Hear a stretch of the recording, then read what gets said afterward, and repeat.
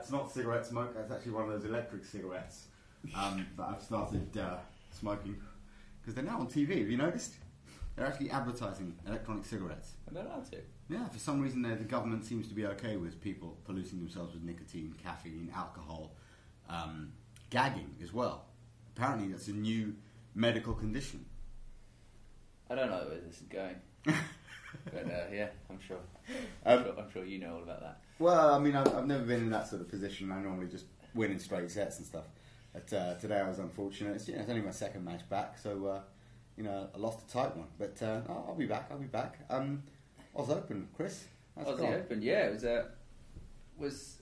I'd like to say it was an interesting one, but we knew who was going to be in the semi-finals. Yeah, we pretty well.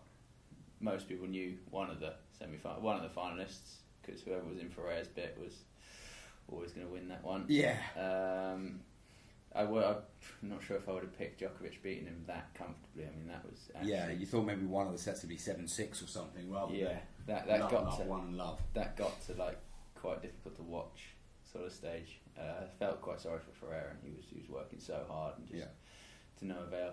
He just doesn't have anything to hurt those guys with, because Djokovic does everything better.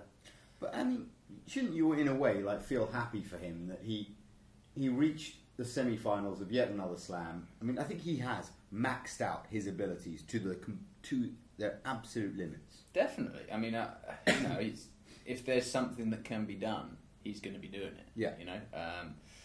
But yeah, there is in tennis. There's always going to be a certain level that your God-given talents will allow you to get to. Yeah. And unfortunately, Djokovic, Murray and Federer have more God-given talent than Ferreira. I mean, Ferreira works his nuts off all the time. Yeah. But he's, you talk about it like this because you want to see him succeed, because he is such a hard worker. Such a hard worker and such a great sort of. But does he work any less hard or any harder than the other guys? No, I don't think he does. But it's just sort of, you can tell the sort of the uphill battle, and the fact that he doesn't have as much as those guys, and the fact that he's got to work really hard to win every match, whereas the Murray and Djokovic kind of cruise through the first week ish, unless Stan gets inspired. But invariably they kind of cruise through the first week. But Ferreira's got to battle out every match, and he's great. Against Almagro, that was a bit of a special match. Yeah, these one-handed backhands, just throwing some winners around. But I saw Murray beating Federer on those slower courts. Actually, having watched the match, I thought Federer did quite well to win 2 sets. He toughed out 2 tiebreaks. Yeah, he did. I was impressed that he fought. Yeah. When I think there have been times, especially against Burdick at the US Open, where it wasn't working, and you could see he was angry, but he knew that the other guy was playing too well, and he wasn't willing to kill himself for it. Whereas against Murray, I think personally, I think there's a little bit more metal there than they let on. I really don't think they like each other. And I think he wanted that win that much more, because he's never lost to him in a major. Yeah, I wish I could comment on that. I don't know the personal relationships between those two guys. But I mean, it's interesting with Roger, and I was talking to you during the match. We were chatting during it, and it seems to me that Federer's ego gets in the way a bit, and I don't mean that in a sort of Federer's got a massive ego, he's arrogant or whatever. It's just Federer wants to go toe to toe from the baseline with these guys and take them out, and he just needs to take a step back, think, okay, what do I do better than Andy Murray? Yeah. And unfortunately, the answer to that is not stand toe to toe on the baseline, just ripping the ball, side to side, because Andy's younger, probably moves a bit better, and just you kind of feel like if they're in a long slugfest, there's only one person who's going to break down, and it's going to be Roger. But Roger has the change ups, he has the hands, he has the drop shots, he has the volleys, the slice. So I'd love to see him not just go, I'm just going to junk ball it around. Just sort of go, okay, I'm going to go boom, boom, maybe throw in a slice, get you slightly off balance. Because all it takes is a little bit with these guys. Slightly off balance. I get my ball that's a fraction shorter, and then bang, melt it and come in. Right. Because if they're just going boom, boom, boom, boom, boom, and he's not giving him a short ball, there's no chance that Federer can use to exploit and come forward. So I think he needs to sort of mix in one or two varied shots, not all variation, but right. that would be the way I would sort of see Roger kind of beating someone like Murray, and then the final was just we're looking at them, they're pretty much the same players, aren't they? Yeah. Very, very similar players, very similar game styles, and it's first set was close, second it's just set got was a better close. Second serve, Djokovic. It's that simple, in my opinion. I mean, I look at that match and he's serving at 70 miles per hour. Every rally on his second serve is starting off on Djokovic's terms, but more importantly, it's putting pressure on his first serve, whereas against Federer he was serving bombs and he wasn't missing, and so suddenly he had more confidence to go after his second serve. I mean, he did start to drop it. In the sets that he lost, his second serve really fell away. Yeah. And I think that tells a story. You can't do that against one of the best returners in the game, or if not the best, Djokovic. Well, that's the thing, isn't it? These boys are so good, yeah. And you take Andy Murray's second serve and you put it in a match against someone who's number 10 in the world, number 20 in the world. It's not a weakness. But when these guys are so evenly matched, yeah. They both move amazingly. They both have ridiculous backhands, great forehands. But again, I think Andy needs to look at that match and say, what do I do better than Djokovic? Yeah. And it's quite difficult because there's not many things, but he does have slightly better hands. He does have probably a better slice. Yeah. Probably a bit more comfortable at the net, and Andy just needs to figure out how he can bring that to the game. Yeah, how he can bring that to the game, because it's very difficult to get out of the rhythm of boom, boom, boom, boom, boom, boom, boom, boom, winner or unforced error. Yeah. But yeah, I think it's just going to be so. It's so difficult to see Djokovic losing those sort of matches because he's so tough. Yeah. He's just an animal. He just does not want to lose. Yeah, and I think he just does that better than anybody. Yeah. And the only person I think who can hang with Djokovic mentally is Rafa. So it'll be interesting to see where Rafa's game is at when he comes back. If he's got enough weapons. I can't see Rafa winning the French this year. Possibly, if he can stay injury-free, the following year. But if he wins 2 big titles this year, it'd be a miracle. I'm talking about 2 Masters or majors. Masters or majors. I mean, he's not winning a major this year. Yeah, I mean, the French is an interesting one though, because he is starting off on that clay court swing in South America. He's missing out the hard court stuff, and he's going straight down to South America. So he's going to have that's like 3-4 month clay court swing. Yeah, so he's going to be ready by the time the French comes around. Yeah, he's going to be ready for it. So yeah, it'll be interesting. He's still by far and above the best clay court player of all time. I mean, and I think I remember.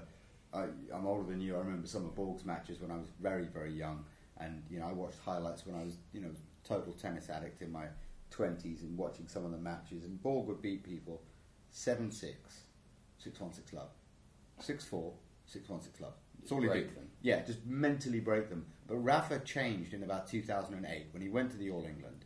He knew he couldn't just grind everything, and he worked with Tony to flatten that out, and he brought that to the clay courts as well. Yeah, and started just ripping winners. And I think it was the change he made for grass, which is slow as hell anyway, that helped him on clay to become the most dominant player. And you never saw Borg do that. I mean, Borg would just hit it 25 feet over the net. You came to the net, and he'd just whistle one past you. But he didn't need to hit winners. He just said, "I'm fitter than you. I'm just going to grind all day." Yeah. And it was a different game. The balls were so much slower on the clay, whereas now they use those bullets. Yeah, exactly. And babble out balls that really do fire off. Sorry, go on. I was going to say, I guess the interesting thing will be when Djokovic turns up to the French, because, like we said before, how do you beat a Novak Djokovic who refuses to lose? And he will want that French Open big time, because it's one he hasn't got. And it'd be interesting to see. I mean, I can't make a prediction, but it'd be really interesting to see if you've got Nadal, who's a better clay court player, and then you've got Djokovic, but who's just an animal, who just flatly refuses to lose, and it'll be a great contest. Well, I've been wrong about Djokovic a few times, and pleasantly surprised when I see him win matches that you think he had no right to win. The match against Wawrinka, he was in all sorts of trouble against this guy who's just going bang, bang, and just hitting lines for fun. But I still felt that there was someone out there, I thought, who could hurt him. And I thought Andy could do it as well. And whilst Andy probably won't play Djokovic at the French unless it's the finals, I think someone like a Federer, if it's a hot day, can hurt him. And, maybe even take him out. Because whilst he doesn't like losing, Federer now is at that third stage of greatness where every single fan is his fan. Yeah. The minute he wins a set, or he goes 2 sets to 1 up, or he comes back to 2 sets all, every Parisian, and that is a factor. Djokovic doesn't like the fact that he isn't liked. Because he's a nice guy. But when he goes up against Federer, everyone's for Federer. I mean, that tank shot he hit at the US Open 2 years ago at 40-15. Yeah. I mean, that was eyes closed, bang, I don't care if this goes in or out. And then he looked at the crowd and he was like, come on, give me some credit. Yeah. I've just painted the line at match point. And Federer got a bit tight. But that was never Djokovic's match. The crowd was on Federer's favour, and that was then. Yeah, exactly. He was still winning majors, and now he's at a point where people are thinking, God, is this the last we're going to see of Federer? Is he ever going to be in these latter stages of slams? I've got these semi-final tickets. Great to see him, and they're just all on Djokovic's back. And it's very easy to turn the Parisian crowd. Yeah, and they're quite boisterous, aren't they? Yeah, just a little bit. Crowd, yeah. The only slam you can still smoke in the stands, although, I mean, an electric cigarette wouldn't have mattered anyway. The women's. Did you watch any of what? Yeah. I didn't the watch women's that tennis. much. Sorry. I didn't watch that much. Obviously keeping an eye out for results and heard what was going on, and it was interesting to see Lee Na getting back in there. Yeah. Everybody before the tournament was saying Serena would walk it, and then she got destroyed, didn't she? It was like 2-2. No. She lost in 3 sets against Sloane Stephens. Oh, that's my bad then. Yeah, she. I obviously don't watch that much. Sloane Stephens just grinned it out a win. That's quite interesting. The new young American girl who apparently dealt with the Azarenka situation pretty well in the media afterwards. Yeah, she did, and that was the big talking point. And I think that, we need to discuss. Is this we can call in or tweet in or send us a text if you want to and tell us about whether you think gagging is a medical condition.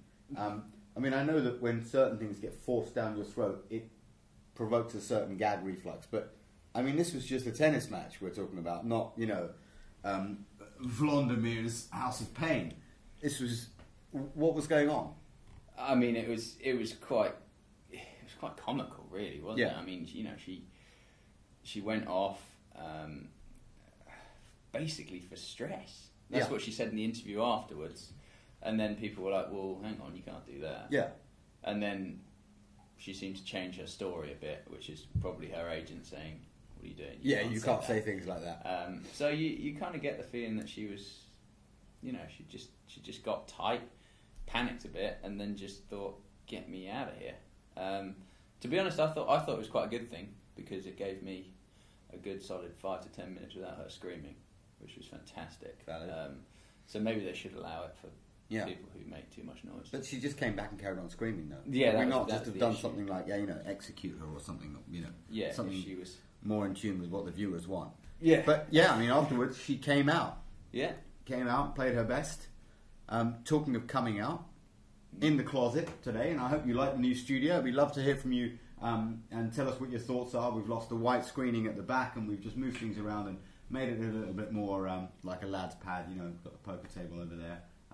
As you can't see it in shot, but just behind you there's the Scarface picture and some guitars hanging around. But it's we've now got our guests locked in a closet, and this week's guest is none other than Elliot the Magician Seabrook. Yeah, he's a serious character on the Touch Tennis Tour. Yeah. He's actually been showing me some of his magic tricks. Yeah. Today he's pretty good. Yeah, he's not bad. Honest. Yeah. Actually, he showed me one of his tricks, and even my kids laughed because they said that was so easy. How did you not know? I felt really stupid. Did he show you the one with the coin turns into 2 coins? No. He's only just elastic band stuff with me. Was that doing his ponytail or something? No. I don't make sure I didn't touch any of them. Do you think maybe? Yeah. Do you think maybe that's something apart from just coming out of that closet? Maybe there's another one he needs to come out of. You never know. I don't know. But with that, Dura, Elliot, why wouldn't you join us in the studio? Try not to trip over any wires and smash anything. Ladies and gentlemen, the magician, Elliot Seabrook. Hi guys. Thanks for having me on. Lovely to have you. Thank you very much. Good to see you again, Elliot. You too. We just had a bit of a grind of a match. Oh yeah, we did. And I think I nailed the entrance. I got the walk down. Yeah. Pretty happy with that. Yeah, you're happy with that? Yeah. How early? He's been in there rehearsing. Your drink, it's over there. Good man, drinking the Red Bull, not drinking a Dr. Pepper Zero over there. I'm drinking Red Bull as well, but the cola. Yeah. Right, so who's been Any questions? Has anyone been abusing you yet? No? No one's giving you any grief I didn't yet? know how to work it. You didn't know how to work it? I didn't know how to work it. I was racking my brains.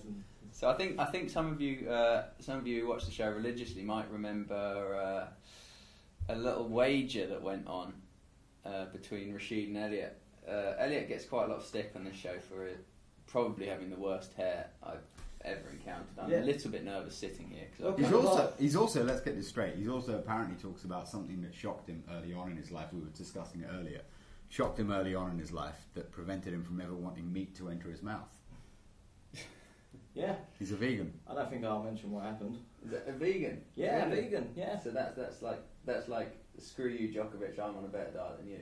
No. Well, I'll tell you what. If Djokovic went vegan, I think he'd look exactly the same. He'd play exactly the same. Yeah. I mean, there's not a lot of difference between a gluten-free diet and. I don't want to hear that anymore. Right, let's get on to more important subjects. The touch tennis tour. You're playing at Bolton. I'll be playing Bolton, yeah, and can't wait for that. Been working on my kick serve, so I'll be taking that to the tour. Yeah. Tell me about this this magician claim that you've got. You started calling yourself. Where does that come from? It comes from I do a few magic tricks. It's a very good way, you know. It helps when you're teaching kids at tennis and they're acting up or crying. And you know, hang on a second. I mean, I've been around a lot of coaches in my life, but I've never seen kids acting up and crying. You haven't? No, I've never seen kids crying on a tennis kids. court. You got some good kids. So what do you do? You just beat them? Is that what happens? Well, No. Slap them around? I beat them at tennis actually. I never let them win, and then they ball out crying. Great. What a hero. It makes me feel good. You know. Oh, we've got someone calling in. Right, let's go. Speaker. Where's our volume? Hello. Hello, it's just the touch tennis. Yeah. Yeah. Alright, I've got a question for Elliot. Okay. Yeah. Who's that? Alright. Who is it? Yeah, who's calling? His brother, Rich. Brilliant. Hi Rich, you okay? Alright, I want to know, does Elliot think Andy Murray's ever going to win another Grand Slam? You know, no. No? Just I no. don't think so. I don't think so. I think players are starting to work him out. You know, just realising that when he moans about an injury, he hasn't actually got one. So they don't actually let it get to him anymore. They go, he's faking again, as usual. And they just deal with it. You know, they go, right, just chip that forehand, just keep it to that forehand. It's improved a lot recently, but it still is a weak point, I would say. I mean, I might be wrong. Interesting. Fair enough. And Mr. Seabrook Senior, is it, or Junior? Well, everyone says I look the youngest, but I'm actually the oldest, so... Something to do with behaviour, maybe? Sorry? Something to do with behaviour, maybe? Yeah, maybe. Or maybe it looks like Elliot's been growing his hair for 45 years. So. Yeah, he looks like Abraham or He Methuselah. wants to get it cut. Every winter he goes, yeah, I'm going to get it cut, and then he never does. I was down to me today, I'm afraid, and I lost the match. We played a best of 5 set match, and I lost it 3-1. It kills me because I was the better player the whole way through. Kind of know how Murray feels. I mean, the second set I was dominating, won the first set, dominating the second. He greases a tiebreak. He shanked more shots than I've ever seen. Hey, come on, that's not true. No one can shank more than me, though. That's true. Elliot can tell you that. Why aren't you on the tour then? If he came on the tour, I'm not even scared of everyone. I'm scared of everyone. Good answer. Honestly, I could just about get the ball in on a full-size court. Could you imagine me on a tiny court? No. it's true. If he played touch tennis, we would actually have to create another stat. You'd have shank winners, shank unforced errors, and just Shank unforced errors. Shank unforced errors. Yeah, I kind of think Exactly, that's one and the same thing. You got any other questions for us, Richardson? No, that was it. I just want to know his opinion on Andy Murray. So I've seen his statuses. They're controversial, to say the least. Yeah, they are a little bit, but it's interesting that you got that question in. So what shirt size are you, by the way? What shirt size? Yeah. Well, I'm large. Large, yeah, you would have to be large, wouldn't you, like your brother? Right, well, we've got a medium here, but I'm sure we'll find a large. One of these t-shirts. I'll give it to Elliot and he can give it to you when he sees you. Thanks for calling in, appreciate it. Cheers, mate. Yeah, so that was Richardson Seabrook calling in. I was kind of hoping that Melina was going to call in, but I have a feeling that after we've watched this, there's going to be more calls for Melina Harris to call in. But before we reveal the scores or anything, I want to ask you, how did you find the little mini table tennis, the touch table tennis? terrible. I have no hands. And you know that if you watch me at either tennis or touch tennis, you know I have no hands. Yeah. So I didn't have a good time, you know. Just putting it bluntly, it was rough. It was brutal. Chris, what do you think of him? Well, to be honest, I think I might have broken the rules slightly at the beginning because he was standing there with a forehand, trying to hit forehands, and I was just like, you can't be on the same table as me trying to do that. Yeah. So I kind of gave him a little bit of advice. And you think, he might have had a better chance with his forehand? Well, I think he might have had a better chance not playing. Yeah. But that wasn't an option, so... Yeah, so you had to play, so let's see how you got on. This is Elliot Seabrook's match against Chris Eaton at the Touch Table Tennis Celebrity Challenge. See how we got on.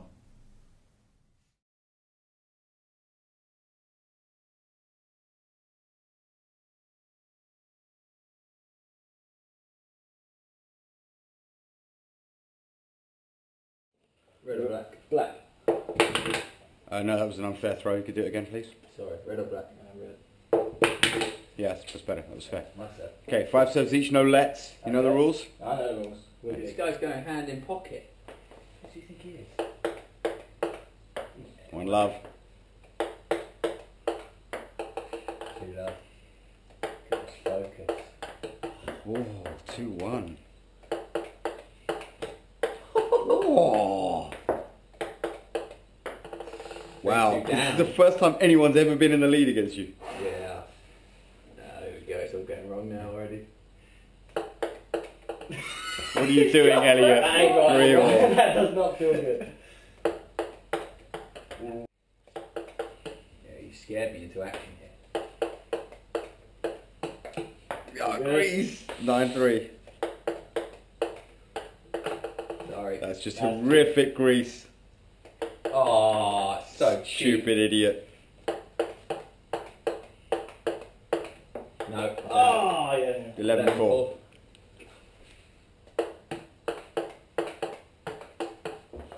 11-5, you're hitting. No, sorry. 12-5. 12-4.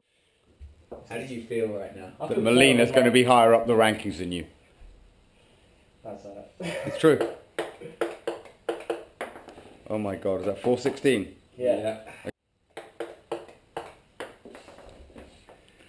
17-4. You've broken, man. 18-4. Oh, 19-4. Just a cauldron of pressure. No! Oh, 19-5. Huge point. Oh no. 6-19. Oh, you choked. 6-20. Oh, 7-20. He's close.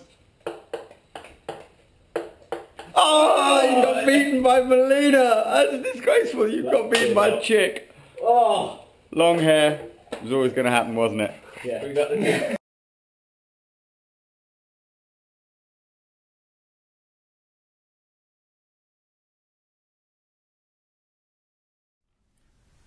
How are you feeling? Well, you know, I'm mortified, you know, looking at that back over.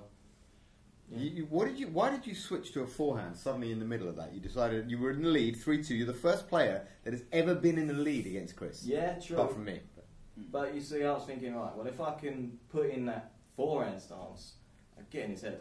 If I would have won that point, you'd be like, well, this guy could play forehand and backhand. No, you would have just kept doing the same thing. But hang on a second. Someone's obviously distraught about what they've just seen. Yeah. Hello, you're on the Touch Tennis Show? Hello. Is that, let me guess, I'm trying to think, is that Stephanie Beecham? No. Okay, is that Diana Rigg? Really amazing backhand. Could that that went be, past you. could that be Melina Harris? Oh yes, the one and only. Well, Melina, we're just about to read the score out for Elliot Seabrook. Where do you think he came? I'm hoping it was worse than me. Well, we're going to give you an early birthday present and a late Christmas present. Elliot, you officially suck. The magician got beaten by a girl, is bottom of the table. Minus 14 is your score. Melina, that's going to make you feel good. To be fair, we've got a bit of a correlation here. It's like the longer your hair is, the worse you are. Because he's got the longest hair ever. Is it longer than mine? I think so. Yeah. Yeah, it is. Wow. It's better as well. So, Elliot, are you still there? Yeah, I'm still here. Hello. You alright? Are you not watching this on the How did screen? we get to have a match at touch tennis? I want to see some of your tricks. How did I get into touch tennis? At Bromley. At Bromley. Yeah, I'll be playing Bromley. I'll show you some mad tricks like I showed Chris Eaton. Do you want me to show? Actually, you need to rig the tournament she's so gone. I get to play him in the first round. Yeah, She wants you to rig the tournament. Rig the tournament. I've never done that, so I wouldn't know how it's done. No, exactly. Especially not for other people. Yeah. So, Melanie, are you going to actually sign up and register as a player finally? Not yet. I will do it this evening. I promise. Wow, that sounds slack. You know, you could have been our 1,111th player, 1111. This is the only chance you're ever going to have to do this, because by the time it's 11,111, you'll Miss your chance. You'll miss your chance. Yeah, no one will care. 11's my lucky number as well. So 1111 could be you. If you sign up and register as a player right now, it could be you. Does that feel good? Well, my battery is dying and my friend has no 3G and I'm in my car. But Well, I just will say be that when I about get home. I can't deal with all We those can't excuses. listen to chicks who make excuses. I mean, it's bad enough having someone long-haired in the show making excuses about how he's doing. Did I make an excuse? Yeah, you did. Did I? What did I say? Oh, just, my car broke down. It was a long drive. I heard you moaning, We've got a flat tyre. Electricity Nice, key nice. ran out of my house. Propaganda. It's not propaganda. False propaganda in this cruel society. It's your Yeah. French accent. Yeah, exactly. No, I just stick to German. That's the only accent I do. Yeah, it's a good one. It's a good Oh, one. this You is nailed good. it. Yeah, can you believe at my kids' school they've got this new thing, and all the mums have been sort of having a go. Not having a go, but some of the mums have been trying not to stand near me when I was on the school run the other day. I went to pick up my kids, and apparently you've got to, when you leave the school, you have to go and shake hands with the teacher, your teacher in the playground. And I was like, what? You do as the parent? No, or the not me. kid She's does? not a deputy teacher. Who doesn't? The kids have to go up to the teacher and shake hands. So it's raining. It's 3 degrees. Have they not had a chance in the last 8 hours to do that? Shake hands with the teacher. What is this about? So I went like something along those lines. Kept clicking my heels, and I was goose stepping up to the teacher. And I was saying, "Yeah, das ist gut. Yeah, this is the new way of doing things in this school, and we think that this is better way." That is a little bit French, actually. Is it? Yeah. I can do the French accent, but I always break back into German. I cannot help it. We are the Meister race. It's very good now. Do you like my rather camp German accent? It's a bit like Boris Beck. It's a backhand down the line. He's playing really good, but he's got the backhand down the line. He always says that. Becker and Max Melander. No, actually, the worst is Stieg. Ah. I was watching him. I don't know why he's losing his temper. He hits the backhand down the line so well, and then he gets forehand down the line. He's the worst. Have you heard him commentate? He describes every single shot that he hits. And I heard him on 5 Live a year and a half ago, and I rang him, but they wouldn't let me on air, scum. And he was saying, why is he losing the temper? Why is he getting angry about this? It's not worth getting angry. It's just a match. It's just a match, guys.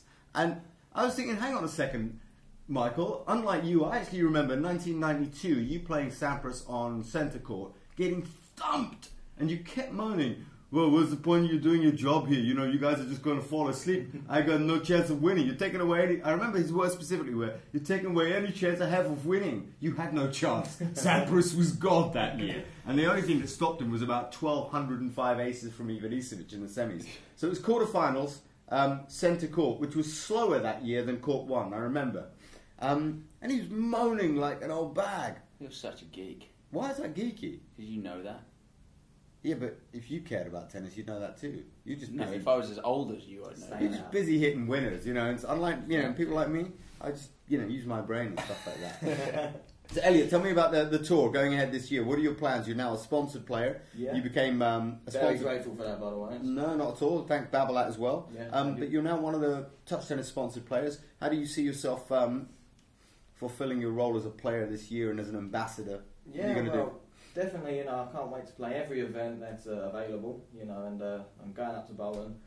Lucky enough that Rashid's driving, and I think I could manage that myself. My car is a piece of crap, to be honest, but Yeah, we'll bleep that one out later. Crap's not a swear word. That's past 9 o'clock. Yeah, that's what I say to the kids I'm coaching. Yeah. The amount of times I've sworn in front of the kids. Yeah. And I say, no, well, I didn't say anything. You're hearing things. But anyway, back on subject, which is touch tennis. I'm looking forward to playing every event, and also looking forward to hosting some. I mean, that's actually something I'm even more looking forward to, because I can rig the event and hopefully pick up 300 points, But 300 easy points. The last time someone did that really made me laugh. Matthew Watson, he's a journeyman from Essex. He's scum, he's a grinder, he's got no talent, no gifts. He just goes, he's the guy that I hit that absolute glorious backhand winner against, and then a forehand winner, and then a service ace as well. He's in the top 10 best rallies last year, getting humiliated. He's also in the top 10, isn't he? He is actually. He made the top 10. It just shows that Vince Spadia school of thought works. Yeah, Right, who have we got here? Who have we got here? Let's have a look. Hello, you on the Touch Tennis Show? Hello, who am I talking to? Chris Seaton. Hello, Chris. You're right. It's Ben Clough. Hey Ben, how you doing? Ben. Big Ben, how you doing? I'm very well, thank you. How are you all? Yeah, Good, very thank you, good, mate. very good. I'm surprised when you said Big Ben, you ended at Ben and didn't add his middle name, which is Durr, isn't it? Ooh. Respond, Ben, respond. Boom, boom. Go on, how you doing, mate? I'm not too bad, thank you. Basically, I'm going to be quick because I'm out in Ireland at the moment. But Okay. I wanted to ask Elliot what his most embarrassing touch tennis moment was. Was it telling me that he couldn't miss a serve and then on set point missing a serve to all be the set? No, it wasn't, actually. I mean, that was embarrassing. But, the most embarrassing moment was actually when my opponent called me Captain Awesome. That was quite embarrassing, and I felt bad for him. And, Who was your opponent? I'd rather not say. Go on, tell me. It didn't happen, actually. So. Captain Who was the opponent? No one. No, you made that just up. made He's that up. absolutely mental. Oh, So how you doing, Ben? Are you going to be playing Bromley? I certainly am. I'm all signed up, mate. I'm raring to go. Good, good. Well, listen. I've You got my got a saddle question? back on. You got a question for us, have you? Oh, no, that's basically it. Sorry, guys. It was just that. I just wanted to know what his most embarrassing moment was in touch tennis. You didn't want to ask anything about Andy Murray? What, about Andy Murray? No, I was kind of with him on it, to be honest. Oh. Good man. Oh, wow. Good man. Interesting. Okay, They're so very I rare. got, so Ben, sorry. I got something to ask you and Elliot, and I said this earlier on when we were playing touch tennis, and I was rifling winners past Elliot, and he was just grinding out a win against an injured man. Job. But my point is this: can you not see how, whilst I'm not a major fan of Andy Murray per se, I am a huge fan of British tennis. If he wins 7 majors, it will raise the bar in terms of expectations in the rest of Great Britain, and we will then produce more champions. Whereas if you just hate him and give him grief and go, I don't fancy him, he's never going to win another major and stuff like that, well, if we continue with that belief set in this country that we only produce losers, that's all we're ever going to produce. I need to get behind him. I mean, if I see him at Wimbledon this year, I couldn't care less if he's playing Federer. I will cheer all the way home for Andy because he's British tennis as far as I'm concerned. And whilst he's not the only person... I'll be totally honest with you. Shut up. Got bored of you. I didn't want your opinion back. Jesus, what do you think this is? A debate? This is a dictatorship. I'll carry on with my point. So if we were to support people like Andy Murray more, as much of a whinger as he can be, I mean, I don't think he made as much of a big deal out of it. But just, Mitchell.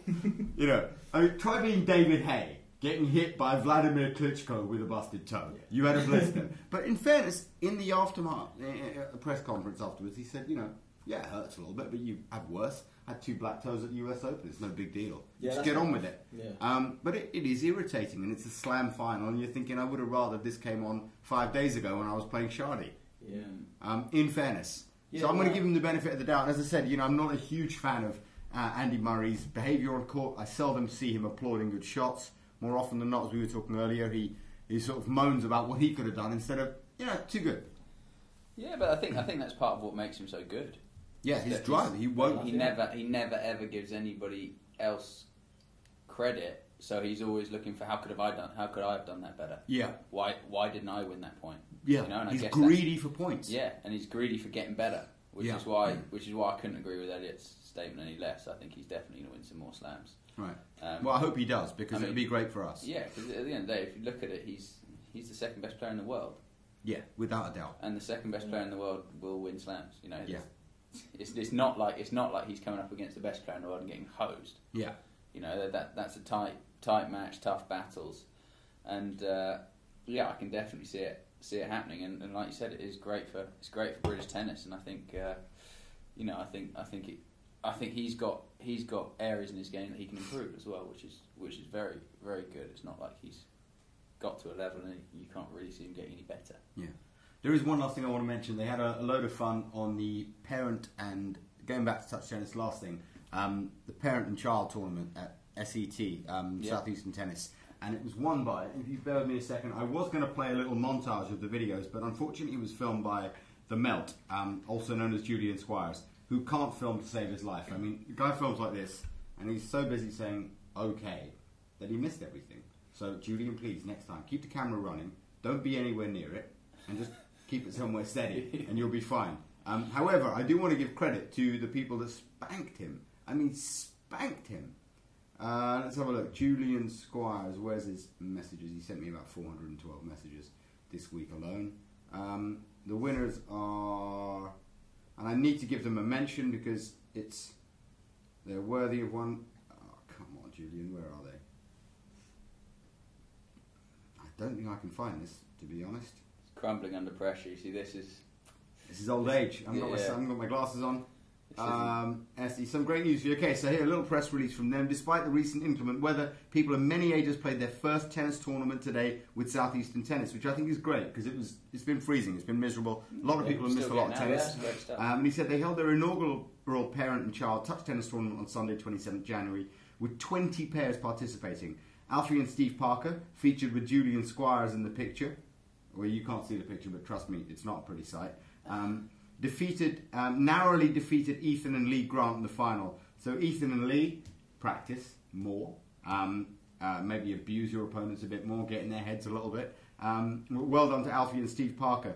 Goes on to say head coach and manager has been dropping in recent years. Southeastern is running coaching and special plays. Okay, so Southeastern Tennis is running coaching and social play in many public venues and community clubs in the area with new outdoor programs starting in March. So if you want to have a look at their site, I didn't mention it last week, it's se-tennis.co.uk.